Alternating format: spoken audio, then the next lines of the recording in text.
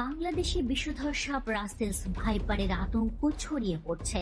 গণমাধ্যমে প্রচারিত তথ্য বলছে, চলতি বছর এ পর্যন্ত পদ্মার তীরবর্তী রাজশাহী, রাজবাড়ী, মানিকগঞ্জ সহ বিভিন্ন জেলায় রাসেলস ভাইপারের দংশনে অন্তত 10 জনের মৃত্যু হয়েছে।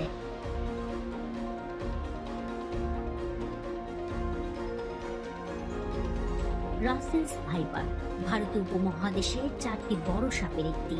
ব্রিটিশ শাসনামলে ভারতে কাজ করতে এসেছিলেন স্কটিশ সার্জন প্যাট্রিক রাসেল। 1796 সালে তিনি এই সাপ সম্পর্কে গবেষণা করেন। তার নাম অনুসারে এই সাপের নামকরণ করা হয় রাসেলস ভাইপার।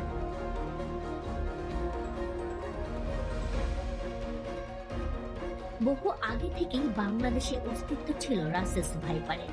দেশের বিভিন্ন এলাকায় সাপটি চন্দ্রবোরা বা অনুবোরা নামে পরিচিত। দেখতে অনেকটাই অজগরের বাচ্চার মতো। এটি একটি ভয়ঙ্কর বিষধর সাপ। রাসেলস ভাইপারের শরীরে ছোপ ছোপ চিহ্ন থাকে, আর অজগরের মতো শরীর জুড়ে লম্বা রেখার মাঝে গোল গোল চিহ্ন থাকে। অত্যন্ত বিষধর প্রজাতির এই সাপ বাংলাদেশ থেকে বহু আগেই বিলুপ্ত হয়ে গেছে বলে মনে করা হলেও সাম্প্রতিক সময়ে এর অবাধ বিচরণ ভাবিয়ে তুলছে বিশেষজ্ঞদের। গত এক মাসেই রাজশাহীর চারঘাট, গোদাগাড়ী, রাজবাড়ী, গোয়ালন্দ, চাঁদপুরের মতলব সহ দেশের বিভিন্ন জায়গায় দেখা পাওয়া গেছে রাসেলস ভাইপারের। গত 3 মাসে পদ্মার তীরবর্তী মানিকগঞ্জে অন্তত 5 জন প্রাণ হারিয়েছেন এ সাপের দংশনে। সাপটি এর স্বাভাবিক চরিত্রও বদলাচ্ছে। ঘন ঝোপ ও পরিত্যক্ত জমি অপেক্ষাকৃত কমে গেছে, তাই রাসেলস ভাইপার এখন কৃষি জমিতেই থাকে।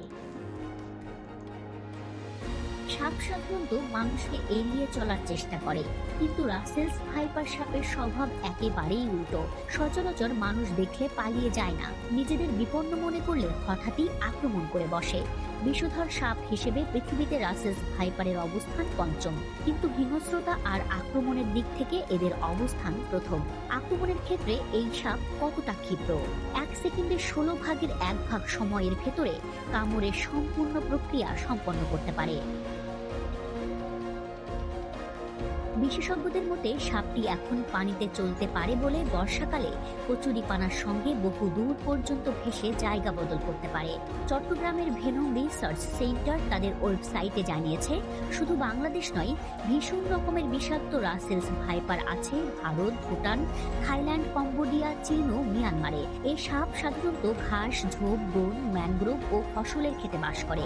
যেহেতু ডিম না দিয়ে সন্তান প্রসব করে, ফলে সাপের বাচ্চাদের বেঁচে থাকার সম্ভাবনা বেশি থাকে।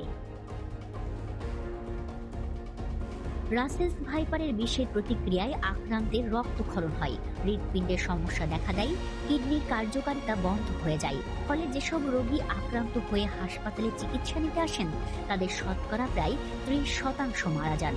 অন্যান্য সাপে কাটা রোগীদের তুলনায় রাসেলস ভাইপারের দংশনে মৃত্যুর হারও বেশি।